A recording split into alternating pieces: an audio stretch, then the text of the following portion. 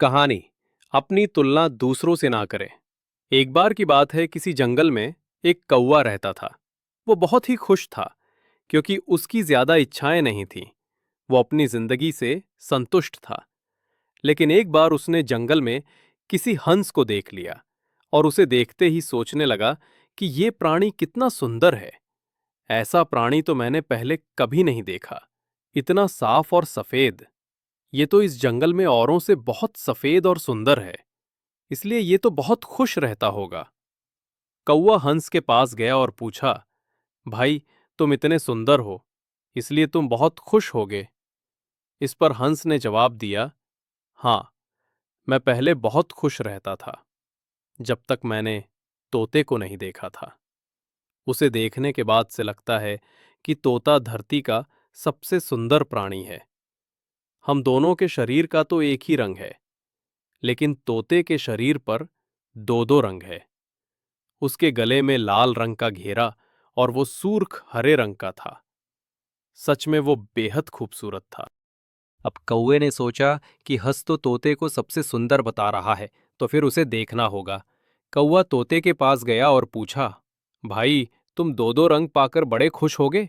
इस पर तोते ने कहा, हाँ, मैं तब तक खुश था जब तक मैंने मोर को नहीं देखा था।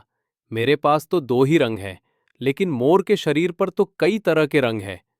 अब कौवे ने सोचा, सबसे ज्यादा खुश कौन है, ये तो मैं पता करके ही रहूंगा।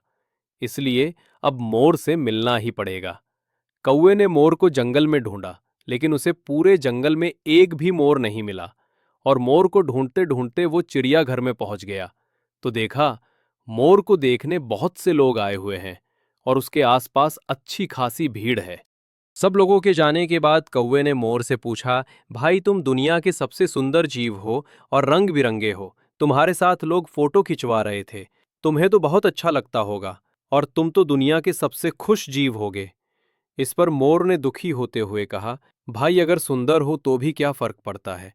मुझे लोग इस चिड़ियाघर में कैद करके रखते हैं, लेकिन तुम्हें तो कोई चिड़ियाघर में कैद करके नहीं रखता और तुम जहां चाहो अपनी मर्जी से घूम फिर सकते हो। इसलिए दुनिया के सबसे संतुष्ट और खुश जीव तो तुम्हें होना चाहिए, क्योंकि तुम आजाद रहते हो।